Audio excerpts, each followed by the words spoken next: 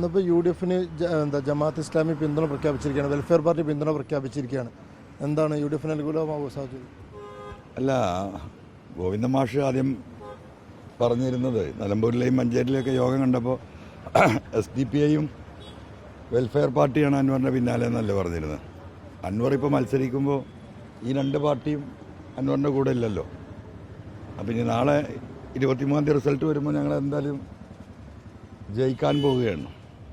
അപ്പോൾ അതുകൊണ്ട് ദയവായി അന്ന് ഇനി വീണ്ടും SDP-യും വെൽഫെയർ പാർട്ടിയാണ് അൻവറിന് വോട്ട് ചെയ്യരുത് എന്നാണ് ഗോവിന്ദ മാഷോട് പറയാനുള്ളത്. ഏത് പാർട്ടിക്കും പിന്തുണ കൊടുക്കാം, അതൊക്കെ അവരുടെ സ്വാതന്ത്ര്യമാണ്. അതിനെക്കുറിച്ചൊന്നും പറയാൻ ഞാൻ തൽക്കാലം ഉദ്ദേശിക്കുന്നില്ല.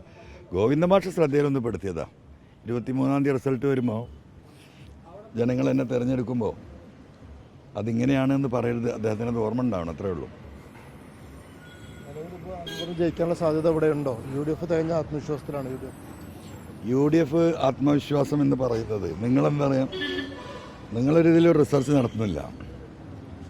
ഇപ്പോൾ UDFൻ്റെ പോകുന്ന സ്ഥാനാർത്ഥി പര്യടനം നിങ്ങൾ പരിശോധിച്ചാൽ മതി.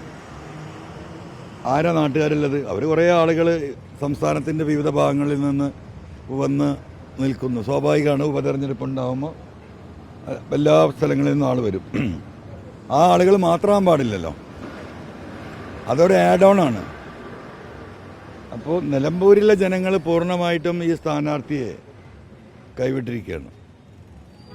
ആ കൈവിട്ടിരിക്കുന്നത് UDFൻ്റെ പ്രവർത്തകരാണ്, സ്വാഭാവികമാണ്. എന്തുകൊണ്ടാണ്? ആ സ്ഥാനാർത്ഥിയുടെ ഞാൻ മുമ്പ് സൂചിപ്പിച്ചിട്ടുള്ള അദ്ദേഹത്തിൻ്റെ വ്യക്തിത്വവുമായി ബന്ധപ്പെട്ടുള്ള ചില വിഷയങ്ങളാണ്. അപ്പോൾ അത് സ്വാഭാവികമായിട്ടും കുറേ വണ്ടി ഉണ്ടാവും, കുറേ ആളുകളുണ്ടാവും, പക്ഷെ അതൊന്നും വോട്ടാവില്ല. വോട്ട് ഇവിടെ പിണറായിസത്തിനെതിരെയാണ്. ആ പിണറായിസത്തിനെതിരെ നിലപാടെടുത്തവരെ നിലമ്പൂരിലെ ജനങ്ങൾക്കറിയാം. ഇന്നിപ്പോൾ ഒരു പ്രത്യേക കാര്യങ്ങൾ നാളെ പറയേണ്ട കാര്യം, മിനിഞ്ഞാന്ന് മുഖ്യമന്ത്രി വന്യജീവി ആക്രമണത്തിൽ ഇതിനെ വെടിവെക്കാനുള്ള അനുമതി നൽകണമെന്ന് പറഞ്ഞ് കേന്ദ്ര മന്ത്രിക്ക് കത്ത് നൽകിയിരുന്നു. ആ കത്തിൻ്റെ മറുപടി ഉണ്ടല്ലോ നിങ്ങൾ. എന്താ മറുപടിയിൽ വളരെ വ്യക്തമായി പറയുന്നുണ്ട്, നിങ്ങൾക്ക് തന്നെ അധികാരമുണ്ട്.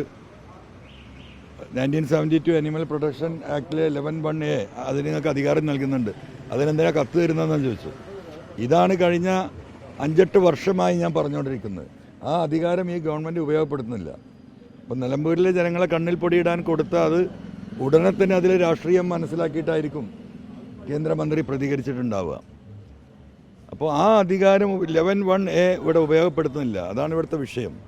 അങ്ങനെ ഓരോന്നും പറഞ്ഞ് പറ്റിച്ച് പോകുന്നതിലപ്പുറം വസ്തുതാപരമായി ഹൃദയത്തിൽ തട്ടി ഈ കർഷകർക്ക് വേണ്ടി ഒരു നിലപാടും ഈ ഗവൺമെൻറ് ഇന്നുവരെ സ്വീകരിച്ചിട്ടില്ല.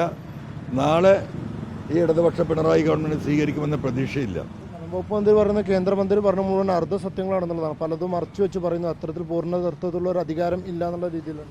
അത് പച്ചക്കള്ളല്ലേ, ഇൻ്റർനെറ്റിൽ നോക്കിയാൽ കാണാമല്ലോ, നിങ്ങൾക്കൊന്നും കാണാമല്ലോ, നിങ്ങൾക്കൊന്ന് പരിശോധിക്കാമല്ലോ.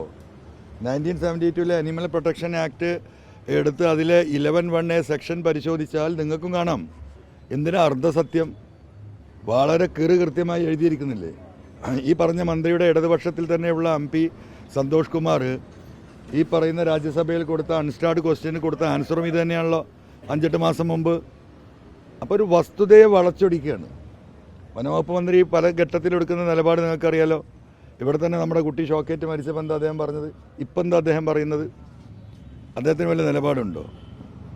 അപ്പം പൂർണ്ണമായിട്ടും ഒരു നിലപാടും ഒരു സ്ഥിരബുദ്ധിയില്ലാത്തൊരു മന്ത്രിയെ പിടിച്ച് വകുപ്പേൽപ്പിച്ച് ഈ പച്ച മനുഷ്യന്മാരെ ഇങ്ങനെ മൃഗങ്ങൾ കടിച്ചു കൊല്ലുകയും ചവിട്ടി തേക്കുകയും ചെയ്യുമ്പോഴും വീണ്ടും ജനങ്ങളെ പറ്റിക്കാൻ കേന്ദ്രത്തിന് കത്തെഴുതി കാത്തിരിക്കുക എന്ന് പറയുന്ന ഒരാൾക്കും വിശ്വസിക്കാൻ കഴിയാത്ത 4ാം ക്ലാസ്സും ഗുസ്തിയുമുള്ളവന് പോലും തിരിച്ചറിയുന്ന പച്ചക്കള്ളം ഈ മണ്ഡലത്തിൽ പ്രചരിപ്പിച്ച് വോട്ട് വാങ്ങിയിട്ട് ജയിക്കാമെന്നാണ് ഇവരൊക്കെ വിചാരിക്കുന്നത്. അത് ജനം തിരിച്ചറിഞ്ഞിട്ടുണ്ട്.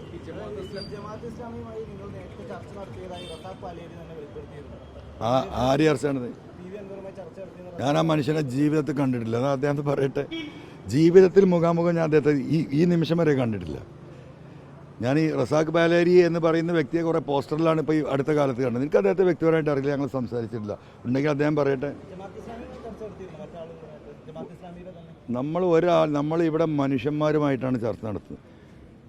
ഈ മണ്ഡലത്തിലെ എല്ലാ മനുഷ്യരുമായിട്ടും നമ്മൾ ചർച്ച നടത്തിയിട്ടുണ്ട്. എന്താണ് ചർച്ച? മനുഷ്യൻ നേരിടുന്ന ഈ ജനജീവി വിഷയവുമായി ബന്ധപ്പെട്ട് വന്യജീവി വിഷയവുമായി ബന്ധപ്പെട്ട് ചർച്ചകൾ ഇപ്പോഴും നടത്തുന്നുണ്ട്, ഇപ്പോഴും സംസാരിക്കുന്നുണ്ട്. ഇത് എവിടെ പറഞ്ഞ സക്പാലേരി എവിടെ പറഞ്ഞ്? അതൊന്ന് അയച്ചു തരണേ.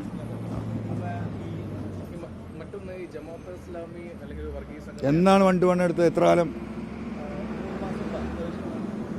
അതൊന്ന് അയച്ചു തരണം, എനിക്കൊന്ന് കാണാൻ വേണ്ടിയിട്ടാണ്.